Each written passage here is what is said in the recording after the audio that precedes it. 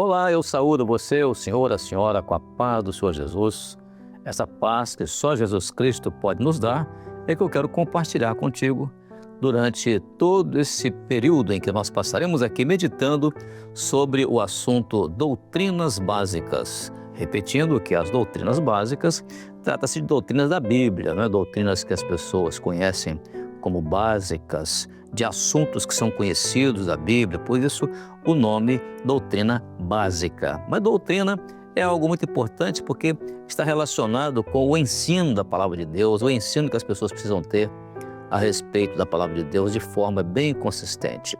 Muito bem, mas o nosso programa hoje, nós iremos aqui comentar sobre um tema e, mais uma vez, lembrando que os temas que temos usado são sempre em forma de uma pergunta. E o tema de hoje, ele tem a seguinte pergunta. A pergunta é a seguinte: é pecado mudar de igreja ou de religião? É uma pergunta que muitas vezes é feita até de outra forma. As pessoas costumam perguntar, por exemplo, se a mudança de uma religião para outra for alguma coisa agradável para alguém, por que seria então pecado mudar de religião? Muito bem. Essa pergunta, portanto, sobre se é pecado mudar de igreja ou de religião, precisa ser respondida de preferência à luz das Escrituras, à luz da palavra de Deus, e não apenas com base em sentimentos pessoais, ou às vezes até mesmo em tradição religiosa, ou até também na questão de pressão social, tem que dar satisfação à sociedade. A Bíblia, ela coloca o centro da vida espiritual não na filiação a uma instituição religiosa, mas na manifestação viva de Jesus na vida das pessoas. Por exemplo, no Evangelho de João, no capítulo 3, verso 3, o Senhor Jesus, ele declara o seguinte, João capítulo 3, verso 3, o Senhor Jesus declara o seguinte, ele declara assim, que se alguém não nascer de novo, não pode ver o reino de Deus. Muito bem. É uma regra eterna, não é uma escolha. A ênfase está na expressão novo nascimento, ou seja, na regeneração e na mudança de vida, mudança de vida, mas operada pelo Espírito Santo. Portanto, não se trata simplesmente de mudar de um grupo religioso, mas de receber uma nova vida.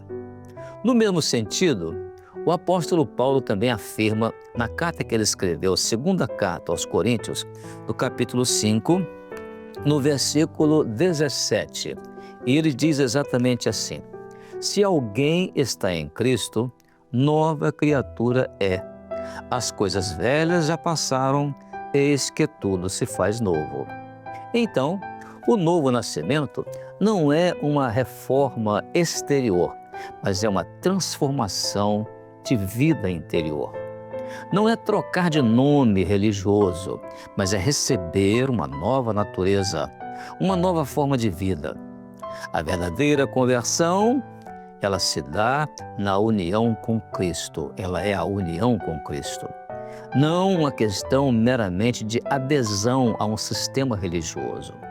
Não se trata de uma melhoria do homem natural, mas de substituir o velho homem, quer dizer, a velha criatura, por uma nova vida em Jesus Cristo. À luz disso, mudar de igreja, portanto, por si só, podemos dizer, não é pecado. Por quê? Porque a Bíblia não estabelece que a permanência em uma congregação específica seja condição de salvação. Não. Pode haver razões legítimas para a mudança. Por exemplo, as questões doutrinárias sérias, a ausência de um ensino fiel às Escrituras, ou até mesmo uma mudança de cidade ou de uma direção clara com relação às coisas de Deus. Entretanto, a motivação é decisiva. A Escritura adverte, lá no Velho Testamento agora, no livro do profeta Jeremias, capítulo 17, no versículo 9, que diz assim: enganoso é o coração, mais do que todas as coisas, e desesperadamente corrupto. Então, Nem toda decisão que parece correta nasce de um coração que esteja alinhado a Deus.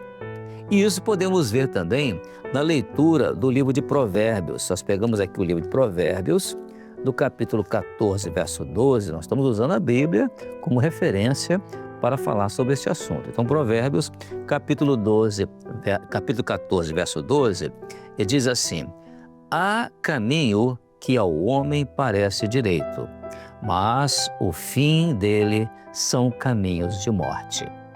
Então, uma mudança pode até parecer saudável no sentido emocional, ou seja, emocionalmente. Mas, se ela for motivada por orgulho, vaidade, rejeição, pode andar de forma contrária à Bíblia. Então, quando falamos de mudança de religião, a questão se torna ainda mais séria, porque vemos uma afirmação que foi feita pelo Senhor Jesus no ensino dele, no Evangelho de João, no capítulo 14, João capítulo 14, no versículo 6, João vai dizer assim, no versículo 6, que quando o Senhor Jesus mostra a maneira exclusiva de andar na presença de Deus sem mudar de religião. Ele diz assim: eu, Jesus, sou o caminho e a verdade e a vida. Ninguém vem ao Pai senão por mim. Então, o Senhor Jesus, ele não se apresenta como um dos caminhos, não, mas como o único caminho. Portanto, a questão de abandonar o evangelho bíblico para seguir uma crença que negue a pessoa e a obra do Senhor Jesus não é simplesmente uma questão de mudar de religião. Pelo contrário, é afastar-se da única base de salvação que é revelada nas Escrituras, que é o Senhor Jesus. Isso se chama, sabe como? Apostasia. O que é apostasia? É o desvio da fé verdadeira. Por outro lado, agora, se alguém deixa um sistema religioso que nega o verdadeiro evangelho e essa pessoa passa a confiar unicamente em Jesus Cristo como seu único e suficiente Salvador, aí isso sim, isso não é pecado. O que é isso? Isso é conversão genuína. É justamente o que a Bíblia chama de novo nascimento, nova vida em Jesus Cristo.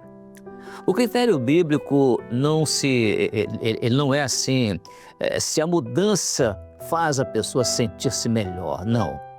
Mas se conduz a pessoa mais profundamente ao Senhor Jesus. Em outras palavras, à verdade das Escrituras e também conduz à santificação. E quando falamos em santificação, lembramos que a palavra do Senhor nos diz que sem santificação ninguém verá a Deus, na carta aos Hebreus, capítulo 12, no verso 14.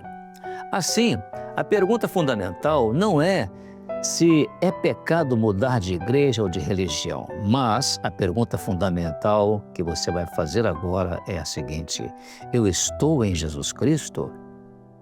Eu tenho a experiência de novo nascimento? Eu estou seguindo o verdadeiro caminho? Ora, se a mudança for fruto de arrependimento sincero, de busca da verdade, de submissão à palavra de Deus, não há por que considerá-la pecado. Porém, se nasce do engano no coração, do orgulho, da vaidade, da rejeição à verdade ou do afastamento do Evangelho do Senhor Jesus, aí sim, então essa questão deixa de ser meramente institucional e ela se torna espiritual e eterna. Na carta aos Gálatas, por exemplo, o apóstolo Paulo escreveu no capítulo 5, verso 7, em que ele diz o seguinte, ele diz assim: corrieis bem, quem vos impediu para que não obedeçais à verdade? Paulo está escrevendo para uma igreja que começou muito bem na presença de Deus, mas muitas pessoas tomaram outros rumos, mudaram de religião, deixaram a verdade e foram para a mentira.